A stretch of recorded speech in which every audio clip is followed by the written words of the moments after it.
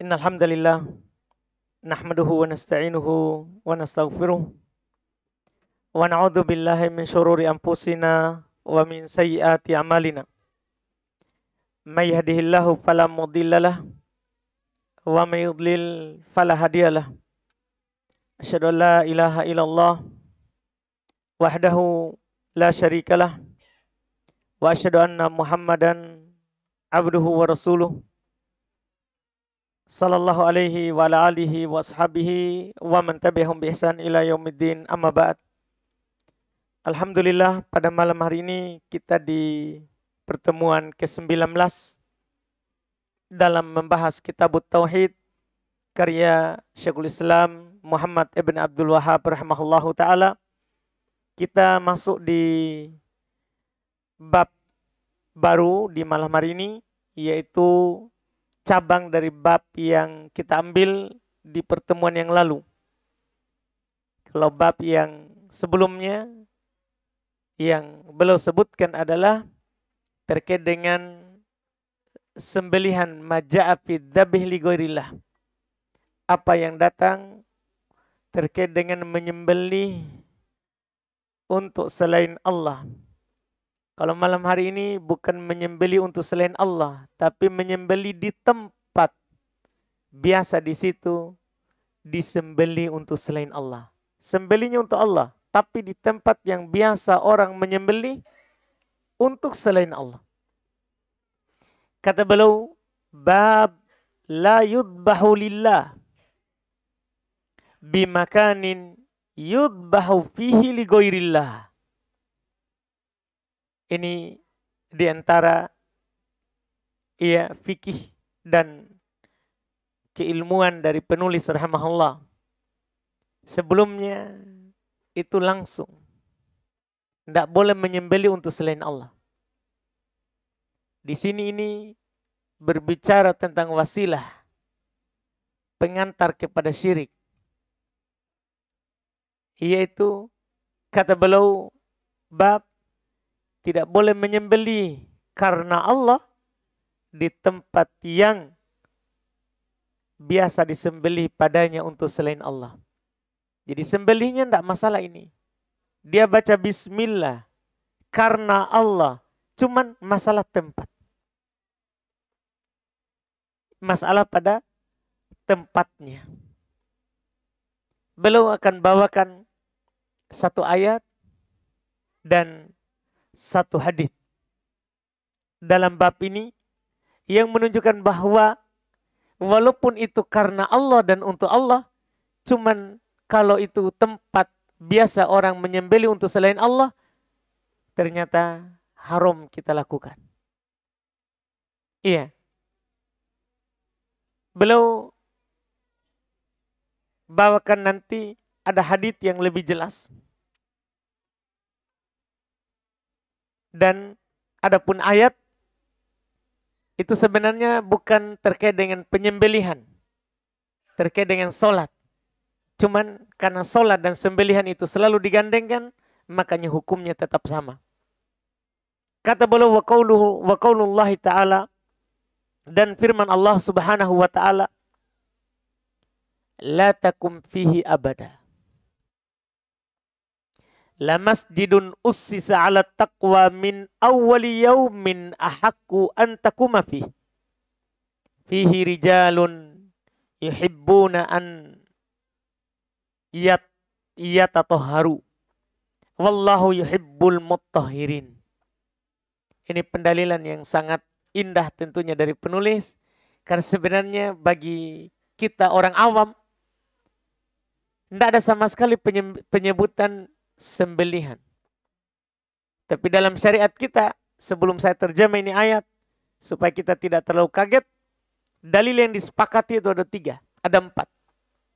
Dalil yang disepakati, yang bisa kita pakai berdalil atas sebuah masalah. Dalil pertama Quran, dalil kedua hadits, dalil ketiga ijma, kesepakatan para ulama Islam, dalil keempat qiyas. Dalil keempat adalah qiyas. Iya, karena Tidak semua masalah disebutkan namanya di Quran. Tidak semua masalah disebutkan namanya di hadits. Tapi semua masalah sudah ada yang semisal dengannya. Apa yang terjadi hari ini, walaupun itu terasa baru, tapi sudah ada contohnya di Quran. Contohnya di hadits, ya, dan sudah ada kesepakatan para ulama rahimahumullah. Sehingga kita berdalil dengan dalil keempat, yaitu kias. Ini 4 dalil yang disepakati. Nah, sekarang kita baca ayat. Kita terjemahkan ayat yang kalau kita melihat secara lafaz, itu sebenarnya tidak ada penyebutan masalah larangan menyembelih di tempat yang disembelih untuk selain Allah. Kata pula Allah Subhanahu wa taala berfirman, la takum fihi abadah. Jangan kamu berdiri sholat pada masjid itu selama-lamanya. Ini ayat ada sebab turunnya. Di Madinah muncul orang-orang munafikin. Muncul orang-orang munafikin.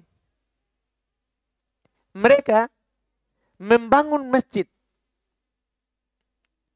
sebagai tandingan untuk Masjid Quba, agak keluar dari Masjid Nabawi, sebagai tandingan untuk Masjid Quba.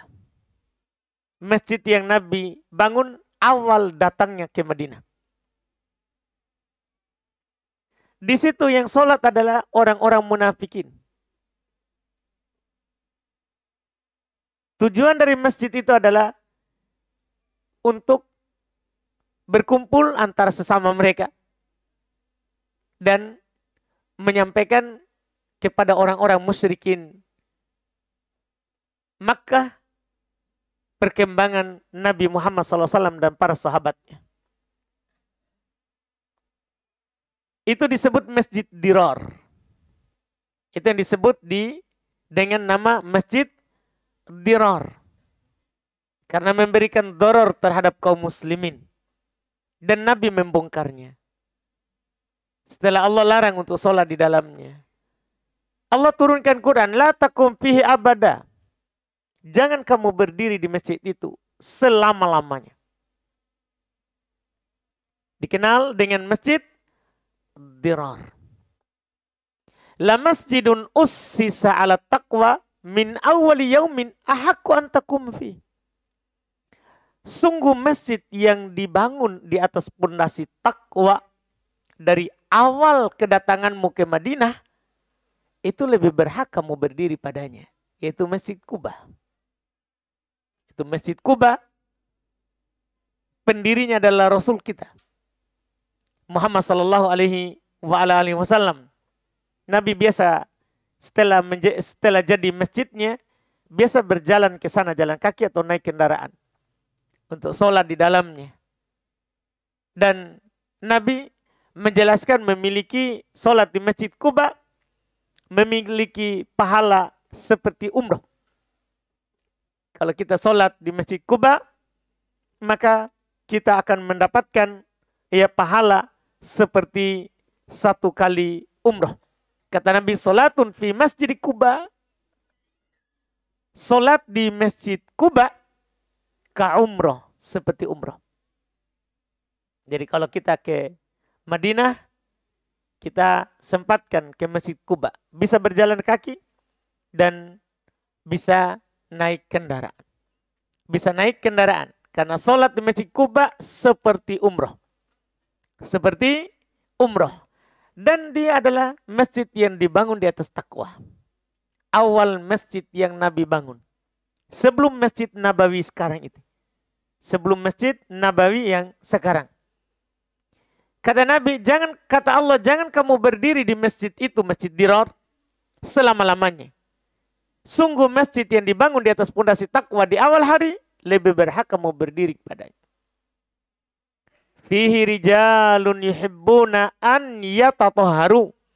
Di dalam Masjid Quba ada orang-orang yang senang bertoharoh. Pujian terhadap penduduk Masjid Quba. Wallahu yuhibbul mutahhirin, dan Allah cinta orang-orang yang bertoharoh, yang selalu bertoharoh. Poin kita adalah potongan pertama. Yang pertama, la takum fihi abada. Jangan kamu sholat padanya selama-lamanya. Pertanyaannya, kenapa Allah larang Nabi sholat di Masjid Dirar? Karena itu tempat berkumpulnya orang-orang munafikin bersama orang kafir. Jangan kamu sholat di dalamnya. Karena itu adalah tempat berkumpulnya mereka. Itu akan menambah nanti, ya, kelompok mereka, dan menambah nanti tertipunya mereka. Mereka akan bilang, Rasul saja sholat di masjid kami. Iya. Itu akan memperbanyak dan membuat mereka merasa terdukung dengan itu. Jangan kamu berdiri di situ. Jangan kamu sholat di dalamnya. Dari sini berarti kata para ulama, tidak boleh kita melakukan ibadah apapun di tempat yang berkumpul orang-orang yang menyelisih syariat di situ.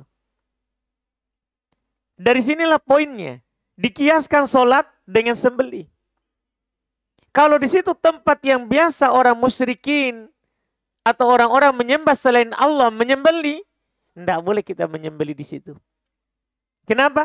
Nanti paling rendahnya orang awam akan tertipu. Itu ustadz juga sembelih di situ.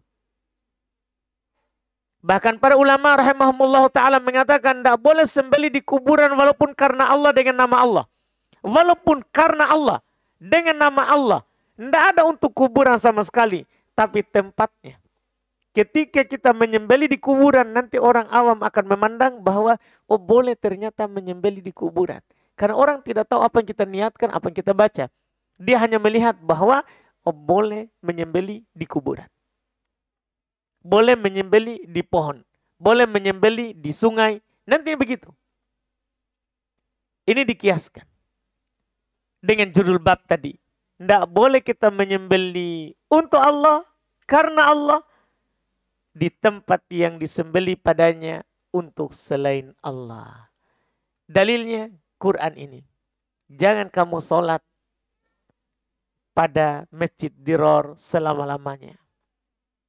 Dikiaskan dengan sembelihan. Dikiaskan dengan sembelihan. Karena sudah lewat di pertemuan kita pekan lalu. Sembelihan digandengkan dengan apa? Sholat. Sembelihan digandengkan dengan sholat. Ini yang disebutkan. Makanya Syekh bin Baz rahimahullah ta'ala beliau komentari ini ayat. La takum fihi abada. Jangan kamu sholat di Masjid Dirar selama-lamanya. Yadullu ala annal mahallat al-muassasah lil kufri wad dolal la yajuzu baqa'uha bal yajibu itlafuha wal qadu 'alaiha hatta la tabaqa syi'aran lil kafarah. Iya, Masya Allah. Ini hadits, ini ayat, kata Syekh bin Baz, Syekh Abdul Aziz bin Baz, menunjukkan bahwa tempat yang didirikan di atas kekafiran, tempat yang didirikan di atas kesesatan, itu tidak boleh dibiarkan. Makanya Nabi robohkan itu masjid. Tidak boleh dibiarkan. Bahkan wajib untuk dihancurkan. Wajib untuk dihilangkan. Supaya tidak ada lagi tersisa syiar kekafiran. Seharusnya begitu. Dan ini tentunya tugasnya pemerintah. Tugasnya tentunya pemerintah, bukan tugas perorangan. Karena kalau ini dilakukan oleh perorangan, akan membuat bahaya. Nabi robohkan karena beliau adalah pemimpin. Beliau adalah pemimpin. Pemimpin yang melihat. Iya, pemimpin yang melihatnya. Tidak boleh kita membiarkannya, kata Syekh. Kemudian beliau berkata, fahtajjal mu'allif bihada. Penulis itu Syekh Muhammad bin Abdul Wahab berhujjah. Berdalil dengan ayat ini. Lidalalati ala annal mahal al-mu'ad lis-sholali ghairillah. Awil mu'ad lil fasak, lil fiski wal ma'asi. annahu yuqda alaihi wala yubqa wala yabqa hatta la yakunu tasji'an li ahli al-batil. Masya Allah. Wala yakunu hatta la yakunu i'anatan lahum ala batilihim. Ini yang dikatakan oleh Syekh Ibn Baz. Kata beliau, penulis berdalil dengan ayat ini untuk menunjukkan bahwa tempat yang disiapkan untuk sholat, tempat yang disiapkan untuk sholat, tapi ligoirillah, sholatnya untuk selain Allah. Tempat yang disiapkan untuk melakukan kefasikan, maksiat, itu harus dihancurkan. Tidak boleh disisakan. Supaya apa? Itu tidak menjadi tasjian, supaya tidak menjadi dukungan terhadap ahli batil, orang yang melakukan kebatilan. Hatta dan hingga la yakunu i'anatan lahum ala batilihim, supaya itu tidak menjadi pembantu dan penolong mereka dalam kebatilannya. Dalam kebatilannya. Ini hal-hal yang disiapkan untuk maksiat, hal-hal yang disiapkan untuk menyembah selain Allah, itu tidak boleh dilestarikan. Ini yang beliau katakan. Makanya di ayat ini menunjukkan masalah sembelihan kita tadi, tempatnya saja tidak boleh ada. Apalagi memang disembelih padanya. Melakukan kurban, penyembelihan padanya. Makanya di Syekh Shalih Al Fauzan ketika menyebutkan ayat ini, beliau sebutkan faedah dari ayat ini. Kata beliau, man udzabihi lillah fil mawadi'il mu'addah lidzabili ghairi kiasan alaman is-shalah fil masjid muassas ala ma'siyatillah. Naudzubillah. Ini faedah dari Syekh Shalih Al Fauzan. Di ayat ini kata beliau, terdapat larangan untuk menyembeli karena Allah di tempat yang dipersiapkan untuk menyembeli karena selain Allah. Walaupun karena Allah untuk Allah, tapi masalahnya tempatnya. Iya. Kiasan alaman is-shalah, dikiaskan, disamakan akan dilarangnya sholat di masjid yang dibangun di atas maksiat kepada Allah. Masjid yang dibangun di atas maksiat, tidak boleh kita sholat di dalamnya. Maka sama juga ibadah-ibadah lain. Sama juga ibadah-ibadah lain. Iya. Dan dari sini kita bisa memahami apa yang menjadi tujuan dan keinginan dari penulis membawakan ayat ini. Kemudian beliau bawakan hadits, kalau ini hadits yang tentunya lebih jelas. Kata beliau, an Thabit ibn Dhahhak radhiyallahu ta'ala anhu qala, nadhara rajulun an yanhar ibilan bibuanah fasa'alan nabiyya sallallahu alaihi wa alihi wasallam faqala hal kana fiha watanun min awthanil jahiliyah yu'bad? Qala la. Qala fahal kana fiha 'idun min a'yadihim? Qalu la. Faqala Rasulullah aufi binadrik fa innahu la wafa'a linadrin fi ma'siyatillah wala fi ma la yamliku ibnu Adam. Rawahu Abu Daud wa isnaduhu ala syartihima. Hadits ini diriwayatkan oleh Al-Imam Abu Daud dan sanadnya di atas syarat Bukhari Muslim. Kata beliau dari Thabit ibn Dhahhak. Beliau berkata, ada seorang lelaki dari kalangan kaum muslimin, dia bernadar. Masalah nadar akan datang bab setelah ini. Ada seorang lelaki di kalangan kaum muslimin bernadar untuk menyembeli onta di sebuah tempat yang bernama Buanah. Dia bernadar. untuk menyembelih onta di sebuah tempat namanya Buana. Maka dia bertanya kepada Nabi, apakah saya penuhi nadarku atau tidak? Nabi sebelum menjawab boleh atau tidak, belum bertanya dulu tentang tempatnya itu. Kenapa harus di tempat itu? Berarti kan ada masalah. Di sini ada sesuatu dengan tempat itu. Makanya Nabi tidak langsung menjawab, malah melemparkan kembali pertanyaan kepada orang tadi. Kata Nabi, hal kana, apakah dulu sebelum kita ini? Apakah dulu sebelumnya? Fiha watanun min autanil jahiliyati yu'bad. Apakah pada tempat Buana itu dulu ada berhala dari berhala jahiliyah yang disembah? Itu pertanyaannya Nabi kepadanya. Di Buana tadi, apakah pernah ada berhala di tempat itu? Qalu, kata para sahabat, lah. Sekarang Nabi bukan hanya bertanya kepada orang tadi. Belum sekarang bertanya kepada sahabat-sahabat juga. Apakah di tempat itu ada satu berhala yang disembah di masa jahiliyah? Kata para sahabat, tidak. Sekarang tidak ada berhala. Tapi Nabi masih bertanya, fahal kana fiha idun min ayadihim? Apakah di tempat itu terdapat perayaan dari perayaan mereka? Jadi tidak harus ada berhala juga. Kalau di tempat itu biasa mereka berkumpul, berhari raya, nah itu masalah itu. Iya. Maka Nabi bertanya, apakah di situ biasa terjadi id dari id jahiliyah? Tempat berkumpulnya orang jahiliyah sebelum Islam? Qalu, kata para sahabat, lah, tidak juga.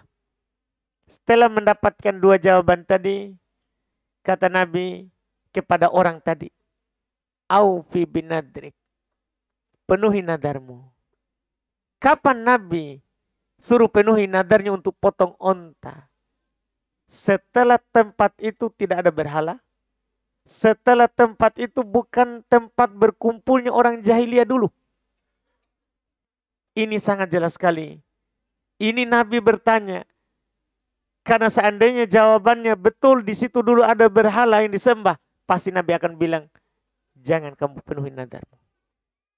Tidak boleh kamu sembelih di situ. Kalau sekiranya jawabannya betul, di situ adalah terdapat perkumpulan dari perkumpulan jahiliyah dulu mereka merayakan, maka Nabi akan katakan, jangan kamu penuhi nadarmu. Tapi ketika dua itu bebas, bukan tempat yang ada berhalanya, bukan tempat yang biasa orang musyrikin jahiliyah berkumpul, kata Nabi, penuhi nadarmu. Penuhi nadarmu. Fa innahu la wafa'a linadrin. Sungguh tidak ada namanya penunaian terhadap nadar fi ma'asiyatillah, kalau itu ada maksiat kepada Allah. Kalau kita bernadar dan nilainya akan maksiat, tidak boleh. Tidak boleh kita penuhi nadar kita. Wajib kita kafaroh saja. Batalkan nadarnya, bayar denda. Bayar denda. Dendanya nadar sama dengan denda sumpah. Sama dengan denda sumpah. Bebaskan budak. Kalau tidak mampu maka kasih makan 10 orang miskin. Atau kasih pakaian 10 orang miskin. Kalau juga tidak bisa, maka puasa 3 hari saja. Itu namanya untuk membayar nadar yang tidak bisa ditunaikan. Membayar nadar yang tidak bisa kita tunaikan. Iya, Nabi tegas mengatakan, la wafa'a linadrin fi ma'siyatillah. Tidak boleh memenuhi nadar kalau itu akan bermaksiat kepada Allah. Karena la ta'ata li makhlukin fi ma'siyatil khaliq. Tidak boleh ada ketaatan terhadap makhluk kalau itu adalah akan bermaksiat kepada pencipta makhluk. Lihat ini Kata Nabi, wala fi ma la yamliku ibnu Adam, tidak pula apa yang tidak dimiliki oleh anak Adam. Tidak boleh kita bernadar sesuatu yang kita tidak mampu. Batalkan langsung nadarnya. Kalau itu tidak mampu kita lakukan. Ada orang miskin bernadar, kalau saya berhasil mendapatkan ini, saya pergi umroh. Dia tidak bisa umroh. Dia tidak bisa umroh, dia miskin. Maka yang seperti ini dia tidak boleh bernadar seperti itu. Kalau sudah terlanjur nadar, maka dia bayar kafaro nadar. Bayar kafaro nadar. Tapi masalah kita sekarang belum nadar. Nadarnya adalah nanti bab setelah ini. Bab yang setelah ini. Masalah kita sekarang adalah menyembeli di tempat yang terdapat berhala. Menyembeli di tempat yang biasa terdapat perayaan. Orang selain kita tidak boleh kita lakukan. Itu tidak boleh dilakukan. Karena itu Nabi bertanya dulu. Nabi tidak langsung bilang dari awal penuhi nadarmu. Nabi bertanya dulu, ada berhala di situ? Setelah dia bilang tidak. Ada perayaan di situ dari perayaan selain Islam? Dia bilang tidak. Sudah penuhi nadar. Ini sangat jelas ini. Ini tidak butuh dijelaskan lagi. Karena sangat jelas bahwa tidak boleh kita beribadah. Walaupun karena Allah termasuk sembelihan. Kalau di tempat itu ada peribadatan untuk selain Allah. Kalau di tempat itu ada peribadatan untuk selain Allah. Kita harus menahan diri kita. Ya, kita harus berpaling dari hal-hal yang membawa kepada kesyirikan. Ini sebenarnya bukan karena menyembeli di situ syirik. Karena kan ini dia untuk Allah. Dia juga ini karena Allah, menyebut nama Allah, bukan syirik. Tapi ini wasilah ke syirik. Makanya para ulama kita mencontohkan hal yang semisal ini. Kita kan dilarang sholat saat matahari turun. Saat matahari turun di atas permukaan laut, tidak boleh kita sholat. Saat matahari naik di atas permukaan laut, tidak boleh kita sholat di waktu itu. Kenapa? Itu pertanyaannya. Jawabannya, karena para penyembah matahari lagi menyembah matahari di saat itu. Orang-orang Majusi, menyembah matahari. Tuhan gelap, Tuhan cahaya.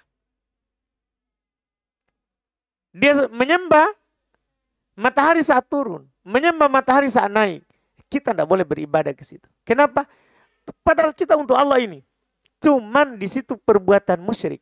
Ada perbuatan selain kita. Ada perbuatan selain kita. Yang mereka melakukan dan mereka menduakan Allah di situ. Menyembah selain Allah di situ. Maka tidak boleh kita lakukan. Ketika disampaikan oleh Ummu Salamah bahwa ketika mereka pergi berhijrah ke Habasyah di awal Islam, di sana mereka masjidnya itu penuh dengan gambar. Penuh dengan gambar. Tempat ibadahnya, bukan masjid, tempat ibadahnya. Iya, agama di waktu itu di Habasyah, Nasoro. Penuh dengan foto orang alimnya, gambarnya, lukisannya orang alimnya. Dan para nabinya, ulamanya. Dikasih tahulah Nabi tentang hal itu. Kata Nabi, ulaika syirarul qalb. Mereka itu makhluk terburuk.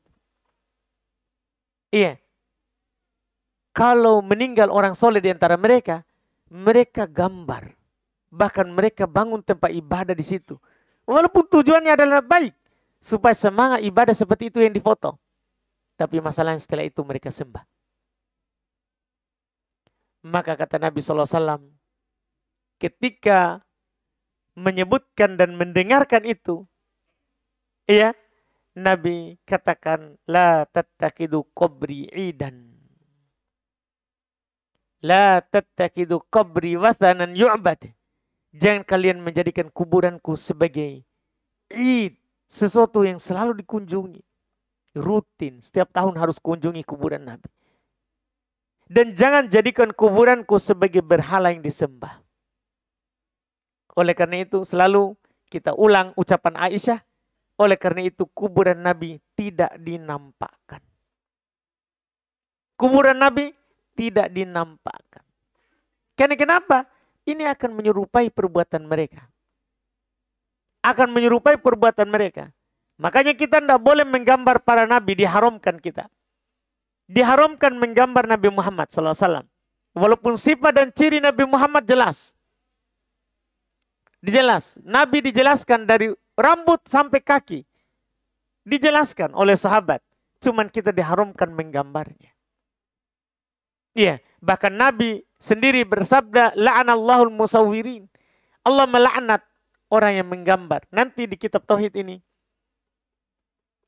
ada satu judul terkait dengan gambar. Karena kenapa? Masalah gambar kita anggap sepele. Apalagi gambar orang soleh. Tapi ujung-ujungnya umat terdahulu syirik karena gambar. Kesyirikan pertama yang terjadi di kaum Nuh. Di kaum Nuh. Padahal kalau kita tahu dari Adam hingga kaum Nabi Nuh itu ada 1000 tahun. Karena jarak antara Nabi Adam dengan Nabi Nuh itu 10 generasi. 10 kali 100. Iya. 10 kurun. 1 kurun 100 tahun. 1000 berarti. 1000 tahun. Tidak ada syirik. Sampai muncul di kaumnya Nuh. Sebelum Nuh diutus ini. Orang solehnya meninggal. Mereka bilang gambar ini. Supaya kita semangat ibadah. Ingat orang soleh. Itu awalnya bapak-bapaknya itu. Yang membisikkan dan memusyawarahkan itu. Akhirnya digambarlah. Dibuat gambarnya. Setelah itu meninggal itu semua tadi. Yang menggambar. Datang generasi berikutnya. Dilupakanlah ilmu. Dilupakanlah tadi tujuannya. Akhirnya mereka mulai mengusapnya. Ambil berkah. Dari gambar. Bayangkan awal syirik dari gambar. Makanya jangan heran nanti bahwa masalah gambar masuk dalam tauhid. Masuk dalam kitab tauhid karena awal syirik. Tidak ada syirik sebelumnya. Tidak ada syirik sama sekali. Awal syirik di situ muncul. Sebabnya gambar. Sebabnya adalah gambar.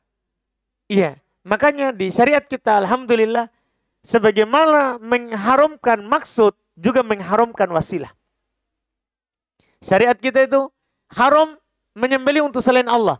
Juga haram menyembelih untuk Allah, tapi di tempat yang biasa disembelih selain Allah. Juga haram. Ini namanya pengharaman wasilah. Pengharaman hal yang mengantarkan kepada syirik. Iya. Kalau ada orang bertanya, Ustadz, apa hukum menyembelih? Saya sembelih di kuburan. Dengan membaca bismillah untuk Allah, karena Allah. Ya, kita bilang sembelihannya sah. Cuman yang kamu lakukan itu berbahaya. Tidak boleh kita lakukan di situ. Kenapa? Akan mengantarkan kepada apa?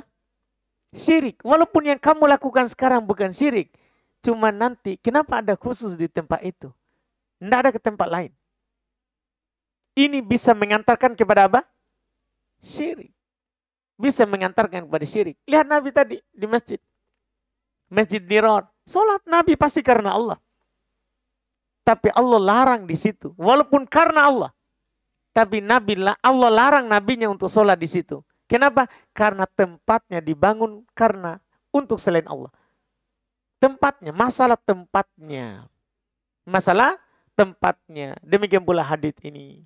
Ini adalah alhamdulillah penutup pembahasan terkait dengan menyembelih. Dengan ini kita sudah genap dan selesai dari pembahasan hukum menyembelih untuk selain Allah atau karena Allah, tapi di tempat yang biasa dilakukan di situ untuk selain Allah. Alhamdulillah.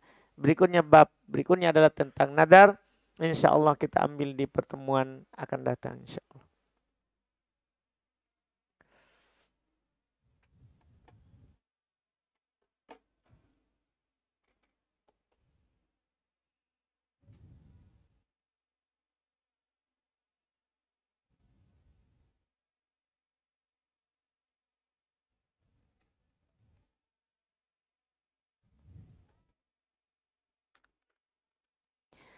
Sini ada pertanyaan, bismillah.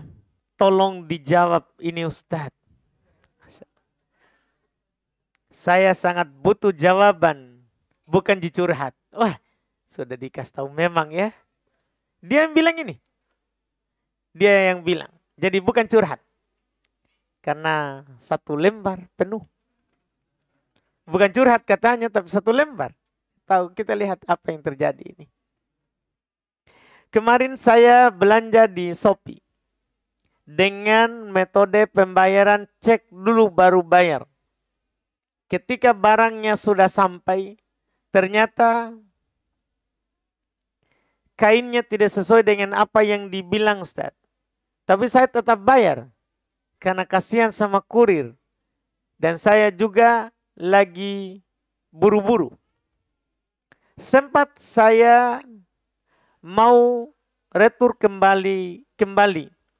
Tapi ongkirnya dibebankan pada penjual. Dan penjualnya tidak terima. Karena kemahalan. Sedangkan saya kemarin gratis ongkir dari Shopee waktu beli. Jadi saya dikasih sama penjual. Saya diskusi sama penjual. Dan saya minta diskon harga dari barang yang saya beli. Dan penjual transfer 14.000 dari harga barang yang saya beli 80-an lebih.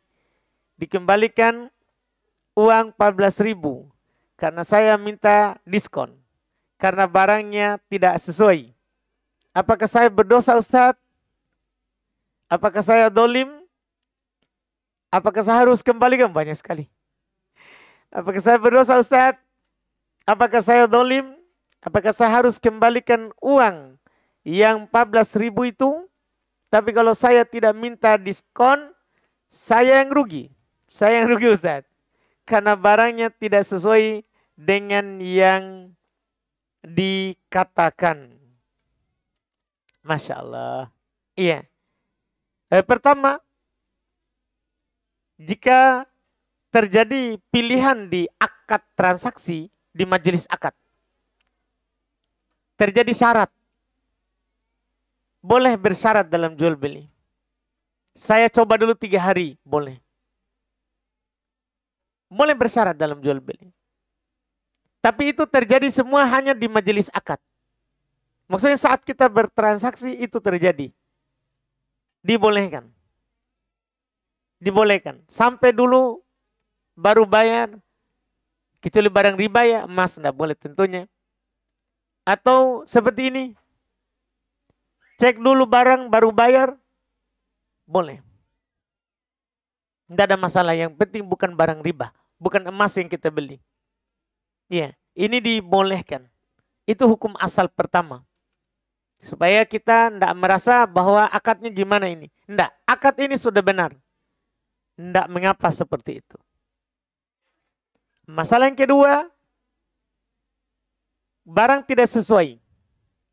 Ketika tidak sesuai dengan yang dijelaskan, atau bahkan harga tidak sesuai dengan barangnya, maka kita boleh kembalikan. Itu masalah kedua. Banyak masalah jual beli di syariat yang boleh dikembalikan. Contohnya banyak. Iya, misalnya ketika seorang melakukan jual beli yang dulu orang beli kambing itu, atau beli onta, atau beli sapi. Kalau dia betina, dia lihat kantong susunya. Kalau besar, berarti banyak air susunya. Maka dia akan beli. Tapi dulu kadang ada orang nakal. Yaitu dia tahan air susunya beberapa hari. Baru dia bawa ke pasar. Dia bawa ke pasar. Dia jual. Jadi pembeli dia kira, bagus ini. Banyak air susunya ini. Akhirnya dia beli. Ternyata dia setelah mengambil air susunya itu tadi, langsung habis. Dan tidak muncul lagi. Tidak muncul lagi. Boleh dikembalikan. Dan dia ganti rugi air susu yang diambil. Dia kasih kurma. Dia kasih diskon. Boleh. Boleh, intinya boleh dia kembalikan barangnya dan kita tidak zalim. Demikian pula masalah jual beli di Bukhari Muslim talaqi rukban. Orang biasanya menahan orang di jalan. Penjual sayur dari Endekang, penjual sayur dari Malino misalnya, dia tahan di jalan. Kenapa? Karena dia beli di situ beli murah. Dia beli murah. Sampainya orang tadi ke pasar, ada kebutuhannya di pasar, ternyata di pasar harganya mahal. Maka boleh dia ambil kembali barangnya. Dan dia kembalikan uangnya. Tidak zalim. Karena dia menipunya. Dia menipunya. Iya. Makanya di dalam masalah menipu pembeli, sampai Nabi bilang, la tabi badin li hadir. Di Bukhari Muslim. Jangan orang kampung menjual ke orang kota. Sampai bilang begitu. Demikian pula sebaliknya. Tidak boleh orang kota jual ke orang kampung. Kalau orang kota juga begitu. Lihat orang kampung, bisa ini. Begitu. Maka sampai dikatakan, tidak boleh orang kota jual ke orang kampung. Kalau ada tipu-tipunya. Iya, dia tipu orang kampung harga. Tidak dibolehkan. Harusnya dia samakan harga antara orang kota dan orang kampung dalam menjual. Dalam menjual. Tidak boleh dibedakan. Iya. Dan kalau orang kampung itu tertipu, misalnya dia beli ke dia tinggi sekali, jauh sekali lipatan harganya, ke toko sebelah ternyata tidak seperti itu, boleh dikembalikan. Karena dia ditipu. Dia tidak zalim.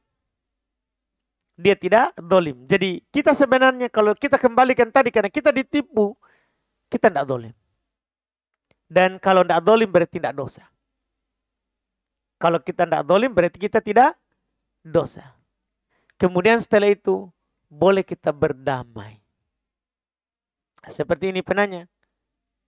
Dia datang barang yang tidak sesuai, dia sekarang berdamai. Minta diskon. Boleh. Ini masalah berikutnya. Boleh.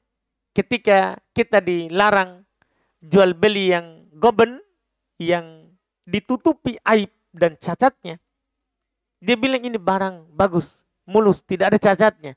Setelah sampai di rumah, wah ternyata ada cacatnya. Boleh dia kembalikan.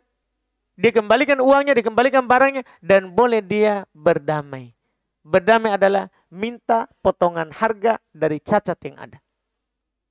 Dibolehkan. Jadi apa yang kita lakukan ini, boleh. Itu namanya berdamai. Iya, melakukan sulh. Seperti yang kita bilang tadi. Kita kan sudah bilang, mau tidak dibayar, kasihan kurirnya. Mau juga kembalikan, kasihan. Sebenarnya walaupun kita kembalikan dan kalau dalam akad, kalau barang tidak sesuai, maka ongkirnya ditanggung kembali oleh si penjual.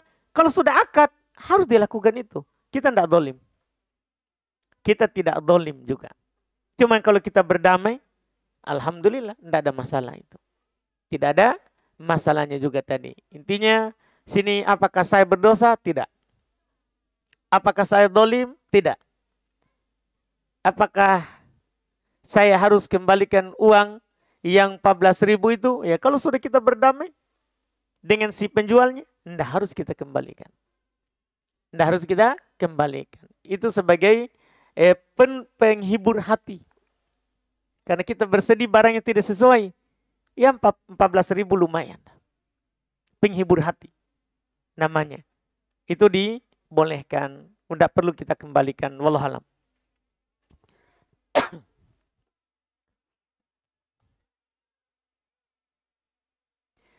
Izin bertanya Ustadz, ana punya usaha ikan hias. Salah satunya ikan cupang. Cupang ya.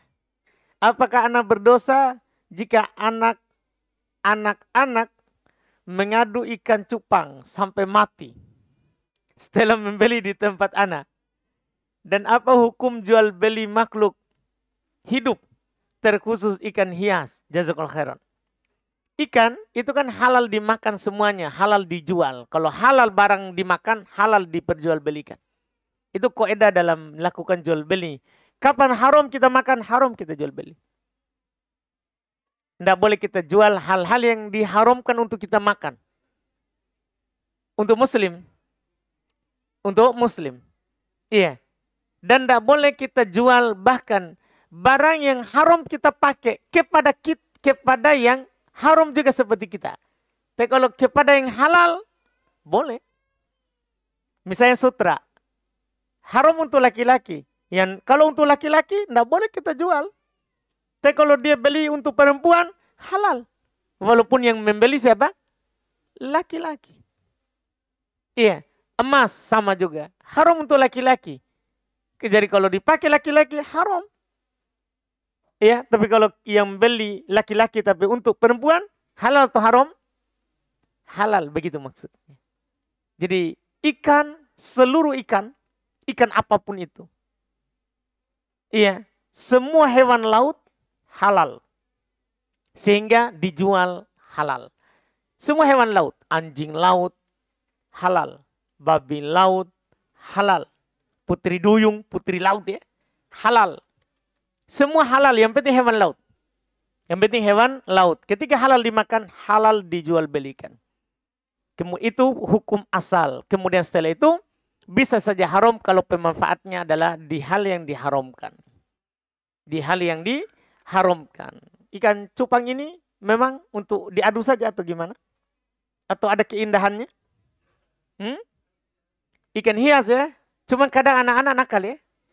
Iya, itu kan masalah mereka. Masalah mereka. Tidak ada masalah dengan kita menjualnya. Yang masalah mereka mau adu, itu adalah kesalahan dari mereka. Iya, wallahualam. Kita adzan dulu. Adzan. Belum? Belum? Kalau belum, kita lanjut. Di pertanyaan berikutnya. Belum? Oh, sudah. Kita adzan dulu. Alhamdulillah.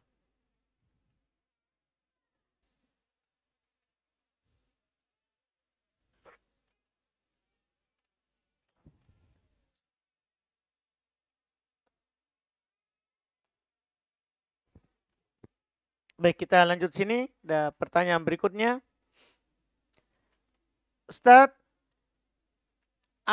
Afan Ustadz, apa hukumnya seorang suami? Apa hukumnya seorang suami perempuan lain yang bukan mahramnya? Saya bingung ini. Coba ulang-ulang sekali dulu. Ustadz, apa hukumnya seorang suami perempuan lain yang bukan mahramnya?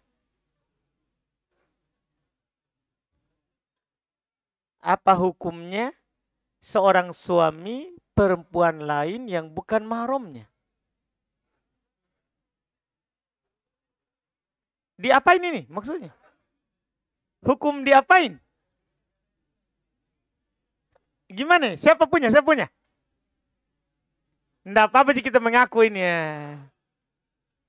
Supaya jelas ini. Karena seperti ada sesuatu yang tidak tertulis. Apa hukumnya seorang suami perempuan lain yang bukan mahramnya? Apa hukumnya seorang suami perempuan lain yang bukan mahramnya? Hukum melamar atau hukum apa? Ah, lain lagi ini. Berikutnya lagi. Sering kali saya melakukan sesuatu lalu suami saya menegur saya. Curhat kalau ini ya. Sering kali saya melakukan sesuatu lalu suami saya menegur saya. Lalu saya tidak lagi melakukannya. Tapi di waktu yang berbeda, suami saya melakukan hal yang serupa dengan yang saya lakukan dulu. Lalu saya menegurnya untuk tidak melakukannya. Karena dulu dia pernah menegur saya. Bukannya berbenah tapi belum mengatakan sabar. Sambil melakukan hal tersebut. Ini masalah ya. Iya, kalau sebelum lanjut ini memang salah tentunya. Kita semuanya. Kalau ada kita larang istri kan itu pelanggaran. Kemudian kita lakukan, salah. Ditegur juga kita tidak mau tinggalkan, tentunya salah. Iya, karena kita tercela kalau menyuruh orang pada kebaikan tapi melupakan diri sendiri. Allah berfirman, "Atamuruna nasa bil birri wa tansawna anfusakum." Apa kalian menyuruh orang melakukan kebaikan, melarangnya dari kejahatan, terus kalian melupakan diri kalian sendiri? Tidak boleh. Ku anfusakum wa ahlikum naro. Kata Allah, jaga dirimu dulu dan keluargamu. Jangan sampai kita jaga keluarga, baru diri kita tidak dijaga. Tidak. Mulai dulu dari diri. Baru keluarga. Baru keluarga. Iya, itu yang dilakukan. Jadi sampai di sini kita tentunya salah. Tentunya kita tercelah. Bahkan kita akan mendapatkan kemurkaan Allah. Kabura maqatan indallah antakulu ma la taf'alun. Sangat besar kemurkaan dari Allah. Kalian mengatakan apa yang kalian tidak lakukan. Itu bahaya ini ya. Bahaya kalau ini. Tidak boleh. Iya, sebagaimana kita senang istri tidak melakukan itu, maka kita juga harus senang untuk tidak melakukannya. Iya. Kemudian pertanyaan berikutnya, masih sambungannya tadi ya. Tapi walaupun ini tidak disambung, terlepas dari pertanyaan berikutnya ini, sebenarnya itu sudah salah.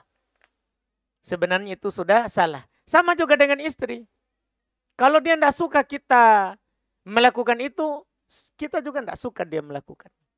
Jadi kalau dia tidak senang suaminya misalnya melakukan apa yang menyakiti perasaan istrinya, sama juga. Dia harus paham kalau suaminya, kadang-kadang sebagian istri, wah begitu.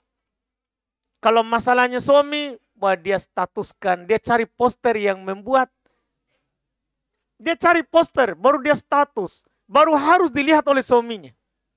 Kalau tidak dilihat-lihat, itu masalah. Sebagian orang begitu dapat keluhan dari, ya ini kan keluhan istri. Kita kira suami juga tidak mengeluh sama saya. Semua orang curhat. Iya, ada suami, ada istri. Juga masalah begitu. Kadang suami statuskan juga poster yang menyinggung perasaannya, yang membuat itu sebenarnya dia salah lakukan, dia malah marah. Kadang orang tidak adil. Ya seharusnya tidak. Tidak boleh kita. Tentunya menolak yang namanya nasihat dari suami ke istri, dari istri ke suami. Cuman kemudian pertanyaan berikutnya sekarang, apakah suami saya termasuk egois, Ustaz? Aduh, ini berat ini ya. Ya, kita buka kamus bahasa Indonesia dulu. Apa itu egois? Kamus bahasa Indonesia. Apa itu egois? Siapa yang tahu definisinya? Apa? Dari mana suara ini? Oh kita Pak, apa kita bilang? Pentingkan? Mementingkan diri sendiri. Ya kalau hanya mementing sesuai dengan definisi itu berarti egois nggak ini atau tidak? Hukumnya Bapak. Egois atau tidak ini suaminya? Takut kita. Egois, ini egois katanya orang yang selalu mementingkan diri sendiri. Itu egois. Cocok tahu. Di bahasa Indonesia ini, kamus besar. Kamus besar. Ya, orang yang kalau hanya dirinya sendiri saja mau menegur, tidak mau ditegur oleh orang lain. Kalau menasehati bisa, dinasehati tidak terima. Itu dibilang egois. Iya, itu dibilang ya orang egois namanya itu. Bismillah, Ustadz. Jika sholat di masjid jamaah tablik, bisa Ji? Karena mereka jauh dari sunnah. Pertanyaannya semua ini. Jika sholat di masjid jamaah tablik, bisa Ji? Karena mereka jauh dari sunnah. Bisa. Iya, bisa. Kecuali di situ ada sembahan yang mereka sembah yang lain. Tidak boleh. Nah. Ya, jamaah tablik masih muslim. Jamaah tablik masih muslim, belum dah kafir. Iya. Sholat di masjidnya boleh. Iya. Ya, jangan ke macam-macam. Kita keluar masalah. Iya. Tapi kalau kita sholat di masjid lain lebih bagus lagi. Lebih aman. Selesai sudah ini kayaknya. Oh, masih yang baru tadi ini.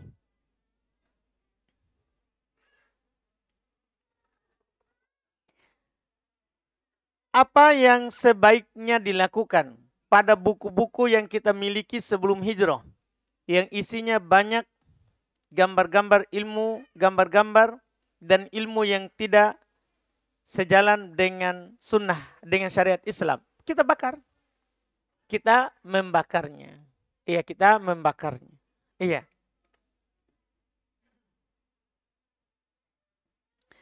Alhamdulillah hari Sabtu kemarin, ba'da asar, telah lahir anak kami laki-laki. Oh, biar lahir anak kita kasih tahu saya juga ya. Masya Allah. Tapi mungkin ada masalahnya. Qadarullah, ini masalahnya ini. Cuman tulisannya Masya Allah. Orang kita kalau bahagia tulis yang jelas.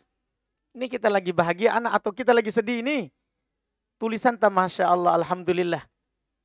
Qadarullah menjalani perawatan ya selama beberapa hari ke depan. Mohon doanya Ustaz agar anak kami diberi kesembuhan. Pertanyaannya. Syafahullah. Pertanyaan saya Ustaz. Bagaimana perhitungan menentukan hari ke-7 untuk akikah anak kami? Tunggu, lahirnya tadi apa ya? Sabtu ba'da asar.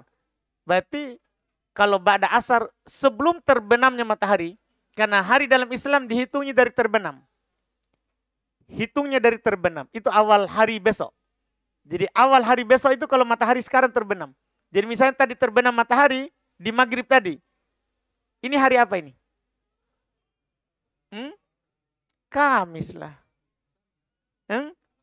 Hari Islam, di hitungan Islam. Baru saya bilang tadi. Susah toh kita mau diangkat keyakinan tak? Di Islam itu bukan jam 12. Hitungan tanggalnya. Hitungan tanggal Islam itu adalah terbenamnya matahari. Terbenamnya matahari. Jadi kalau tadi terbenam matahari tadi, selesai itu Rabu. Jangan lagi bilang Rabu. Kita sudah Kamis. Iya, jadi kalau dilahir sebelum terbenam matahari, berarti masih hari sebelumnya. Berarti tadi setelah asar kita bilang, berarti dia lahir Sabtu. Akikahnya adalah Jumat. Kalau dia lahir setelah adzan maghrib, berarti sudah terhitung hari apa? Hari apa tadi dia? Sabtu kan? Iya, kalau lahirnya sudah adzan maghrib, berarti hitungnya hari Ahad. Akikahnya hari Sabtu. Jadi begitu hitungannya. Islam dimulai dari terbenam matahari. Hitungan harinya. Hitungan harinya. Mungkin kita pahami itu? Mungkin? Paham atau tidak ini? Alhamdulillah. Iya.